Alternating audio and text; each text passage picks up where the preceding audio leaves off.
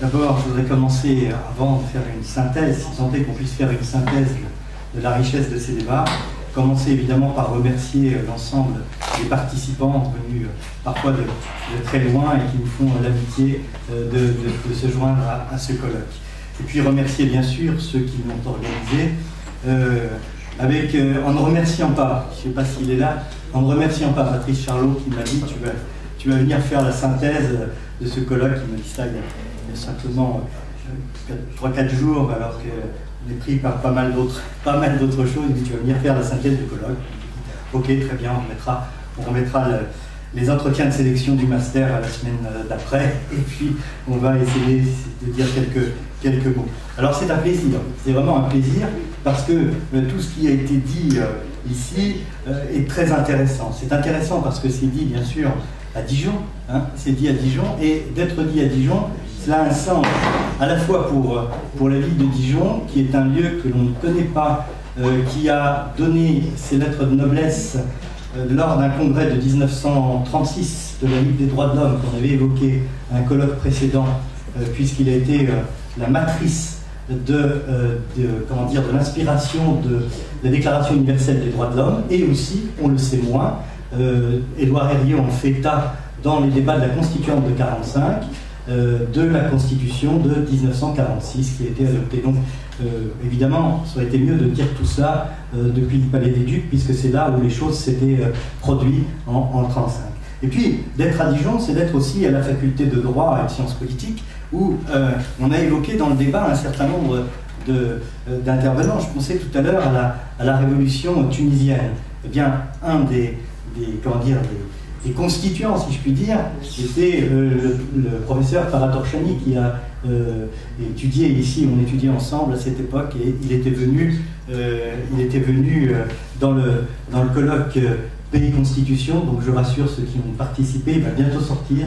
C'est la maquette, encore pas finie, de ce livre en septembre, il y a déjà 2 ans, et sur lequel on avait participé et sur lequel on avait abordé des thèmes qui sont venus encore aujourd'hui, évidemment, dans ce débat. Alors, que dire à ce stade de notre colloque? Bien sûr, rendre un hommage particulier à l'initiative dans laquelle il s'inscrit, et ce regard nouveau qui va être porté sur le constitutionnalisme, ce qu'a présenté tout à fait en début de matinée Olivier Kella en préambule de nos travaux. Déjà, félicitations aussi pour l'éditeur. Peu d'éditeurs aujourd'hui se risquent à prendre cet ouvrage sur le constitutionnalisme, et je trouve que c'est une excellente initiative. Pourquoi? Parce que on a eu longtemps la tradition d'écrire des grands recueils de textes constitutionnels en France, depuis la Révolution, de Jean de la Croix, avec les constitutions à l'époque, 1793, les constitutions 1791 en Pologne, etc. Et puis, on avait abandonné tout ça. Ce sont les Anglais, enfin les Anglo-Saxons qui ont repris cela, et puis il n'y avait plus grand-chose, à part les années 70 avec le corpus constitutionnel, mais quand c'est peu suivi, eh bien, ça ne dure pas dans le temps. C'est d'ailleurs le même constat qui nous a amené avec les étudiants depuis 2008 à travailler, il y en a certains qui sont ici, s'en rappellent, à travailler sur les systèmes constitutionnels en prenant chaque année un État que l'on étudie en monographie et une fiche, chaque étudiant de promotion ayant à faire un système constitutionnel de façon légère et un système constitutionnel de façon analytique, ce qui fait qu'on a une base des constitutions, pas à jour, mais qui essayent de suivre à peu près le mouvement, et beaucoup d'étudiants que je vois au-dessus y ont participé. Alors, malheureusement, je n'ai pas eu le temps de regarder toutes les constitutions, l'évolution des constitutions arabes et des révolutions pour répondre, mais pour faire cette synthèse. Mais tout ce que vous avez dit pendant cette journée font que, eh bien, on ne va pas pouvoir faire une synthèse, c'est difficile, tant il y a eu d'interventions riches, denses, mais on peut retenir certains traits des débats et certains traits importants qui ont été apportés par chacune des contributions.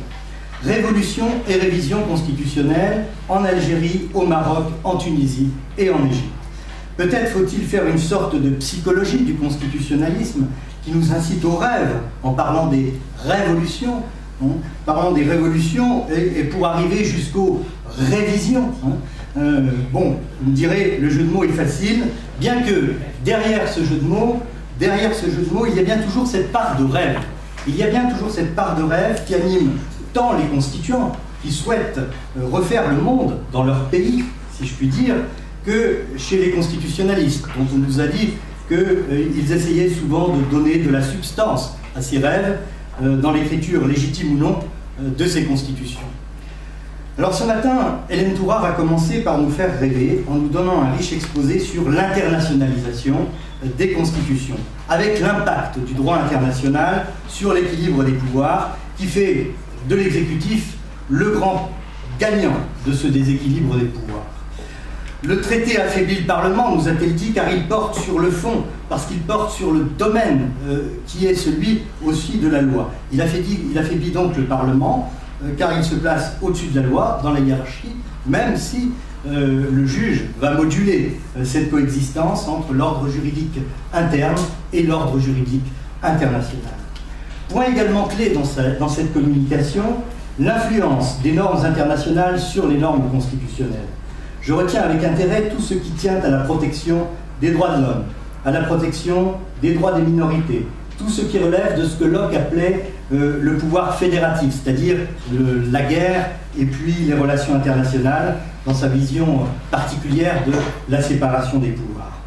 Ce processus d'internationalisation des constitutions africaines s'opère, dit-elle, après les indépendances, en disant on a eu la période des pèlerins constitutionnels. J'ai beaucoup aimé ce mot de pèlerin constitutionnel. Si j'ai bien compris, le pèlerinage a continué bien après, même au moment de la vague de 1990, avec les réécritures des constitutions, justement avec les principes contenus dans les textes internationaux et la reconnaissance des principes constitutionnels communs, en particulier le principe démocratique. Au-delà de tous les apports de cette communication, il y a une question fondamentale qui finalement a occupé tant les internationalistes que les constitutionnalistes, c'est cette idée de modèle universel. Un modèle constitutionnel universel existe-t-il? Et pour exister, n'a-t-il pas besoin de se nourrir, de s'imprégner du droit international, en particulier des droits humains universels, à la base desquels il y a toujours quelque part, comme le soulignait dans sa contribution notre collègue Ali Bencheleb, cette idée de dignité humaine. Même s'il ne faut pas toujours convoquer les grands principes, elle est toujours quelque part sous-jacente. Le professeur Collin nous a confortés dans une certitude. Il nous a confortés dans une certitude qui a conforté d'ailleurs un petit peu tout le monde, puisque finalement, les révolutions arabes ne sont pas le fruit d'un complot. Voilà, on n'a pas de complot, mais on a certes des ONG qui ont participé, qui ont pu laisser croire que tout cela a été coordonné dans une logique complotiste. On n'a pas de complot. D'ailleurs, l'Occident n'a rien vu venir, comme vous l'avez dit, donc c'est preuve qu'elle n'a rien comploté. Et puis, de même, autre certitude a-t-on eu à ce moment, c'est que le monde arabe n'existe pas, ou du moins pas tel qu'on le pense. Vous avez dit tout à l'heure sur l'Algérie que l'Algérie était plus du côté du monde, j'allais dire soviétique finalement, et a fait sa révolution arabe bien avant. Et donc ce monde arabe n'existe pas, même si la nation arabe, imaginée par Michel Aflaq, a bien failli exister, de Nasser à Boumedienne, en passant par Kadhafi. Pour ne prendre que des exemples du continent africain, puisque c'est le continent qui nous intéressait. Au-delà de la panne de charisme des leaders actuels du néoconstitutionnalisme, eh bien, ce néoconstitutionnalisme, il perpétue l'idée que, par la Constitution, l'idée qui est la plus importante, c'est que après la Révolution, il faut parvenir à une certaine paix civile. C'est finalement la conclusion de votre intervention sur l'idée que la Constitution, finalement, c'est peut-être un tigre de papier, quelque chose comme ça, mais ça doit quelque part forcer les hommes et les femmes à vivre ensemble dans la paix civile. je remercie le professeur Ali Bencheneb qui, lui, m'a remis sa communication. Enfin, je ne le remercie pas parce que quand on n'a pas la communication, on prend des notes. Et donc, on est... C'est moi qui l'ai demandé, me dit-il. Mais il a raison. Mais je n'ai pas repris la communication telle qu'il me l'a donnée, mais telle que je l'ai entendue pour comment dire, en tirer un certain nombre d'idées. D'abord, ne retenir que quelques traits, l'idée d'État-nation. L'idée d'État-nation qu'il a bien montré sous-tend à la fois la constitution d'Algérie, celle du Maroc et celle de la Tunisie au moment des indépendances.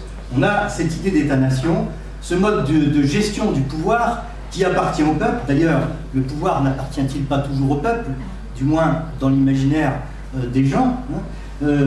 Eh bien, dans les trois exemples, eh bien, on a caractérisé cette idée que le pouvoir découlait du peuple, mais néanmoins, vous l'avez rappelé, il y a peut-être le peuple quelque part, loin derrière, mais on a toujours eu affaire à des autoritarismes de nature différente, que ce soit l'Algérie, que ce soit le Maroc, ou que ce soit la Tunisie. Dans ces contextes, la réception du droit international par ces pays est passée par le droit constitutionnel des États. C'est un droit international limité au droit conventionnel, nous a-t-on dit, excluant les coutumes, excluant les principes généraux du droit international. Pourquoi? Parce qu'il fallait que ces États-nations, et donc les exécutifs forts qui se trouvaient à la tête de ces États-nations, conservent la maîtrise de la norme. Conserver la maîtrise de la norme et pas se la voir réimposer par quelque chose d'extérieur à ces États. Alors, dans ce droit conventionnel, il n'y a de place que pour les traités, pas de place pour les accords simplifiés, parce que qui dit accord simplifié dit retour du Parlement, et on ne veut pas du retour du Parlement, on veut conserver des exécutifs forts. Les constituants ont donc pris garde de ne pas rendre également les actes des organisations internationales applicables dans le droit interne constitutionnel des États, comme vous l'avez dit, et finalement on a eu ce qu'on pourrait appeler une belle analyse de ce leurre constitutionnel, pour l'application des droits humains par le droit international en raison des obstacles techniques que l'on rencontre dans tous ces pays. Obstacles techniques sur l'absence de règles précises dans les constitutions sur la publication des traités ratifiés. Bref, nous sommes en face d'une diplomatie d'initiés sur laquelle les citoyens n'ont pas de prise et ne peuvent pas se saisir des droits humains consacrés par les textes internationaux pour les faire appliquer en droit interne en raison de ces carences des constitutions étudiées. Finalement, les constitutions ne sont souvent que des normes de papier.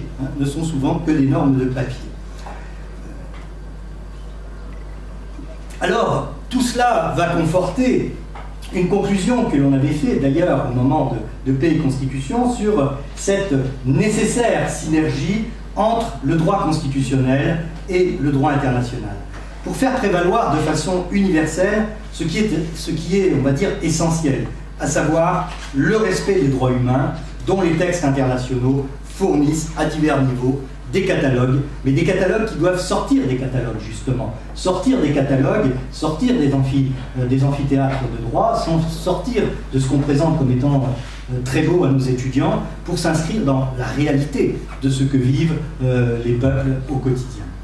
Le professeur Jean-Philippe Bras, de ce point de vue, nous a donné une analyse de la révolution tunisienne tout à fait intéressante et brillante en s'appuyant sur l'appareil théorique de Norberto Bobbio et pour nous faire comprendre un petit peu mieux ce qu'étaient finalement les différents titres de légitimité sollicités à chaque stade des processus révolutionnaires et donc du processus constituant qui découle de ces processus révolutionnaires.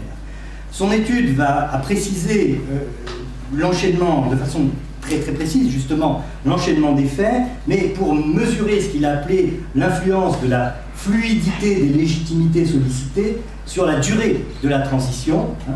Et tout cela a été, j'ai trouvé, d'une excellente clarté. Une révolution qui s'appuie, la révolution tunisienne, à l'origine, sur des dispositions d'intérim. Ben Ali est parti, on a les dispositions d'intérim de la Constitution de 59. Et puis, ensuite, sur la légitimité de l'Assemblée nationale constituante, que l'on vient d'élire, théoriquement pour un an. Il y a eu de gros débats sur usurpent-ils leur pouvoir constituant, ils font pas que du constituant, ils font aussi la loi, ce sont des perpétuels, on le dirait dans la traduction d'un vieux débat français sur certaines assemblées. Et puis enfin sur la constitution de 2014 qui interpelle également et qui interpellera encore longtemps les constitutionnalistes. Finalement, la révolution tunisienne, si j'ai bien compris ce que j'ai entendu, la révolution tunisienne n'est pas terminée avec la constitution de 2014 et donc la transition continue. Madame Dardal a, quant à elle, souligné le rôle des constitutions dans l'imaginaire politique et nous a conforté également sur le fait que changer de constitution, ce n'est pas changer un texte. Changer de constitution, c'est aussi surtout changer un symbole. Et ce point est important et on mesure avec elle ce qu'elle a dit en suivant justement les étapes transitoires. On a pris la Tunisie, on a pris effectivement le long processus égyptien. Hein, ce mot, hein, 100 fois, remettez votre ouvrage, la difficulté d'écrire des textes constitutionnels. Et on a appris que nous, pauvres juristes, nous n'inventons rien. Nous ne sommes finalement que les notaires, enfin, elle n'a pas dit ce terme, c'est moi qui le reprends. Hein. Les notaires actant les rêves dont on parlait plus haut. Mais le meilleur notaire peut-il acter tous les rêves? Le meilleur notaire peut-il acter tous les rêves? Dans l'analyse du processus d'écriture de la Constitution tunisienne, on retiendra cette aspiration du peuple à venir aider cette Assemblée nationale constituante perpétuelle afin de déboucher sur cette Constitution tant attendue. La nouvelle constitution tunisienne est inachevée, mais n'en fut-il pas de même de tous les grands textes? Prenons par exemple la Déclaration des droits de l'homme et du citoyen. On s'est arrêté après l'article 17, mais il y avait beaucoup d'autres articles qui allaient venir si le débat avait continué.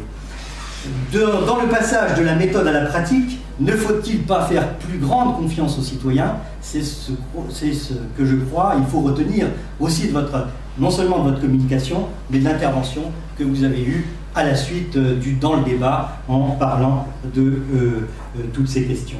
On pourrait sans doute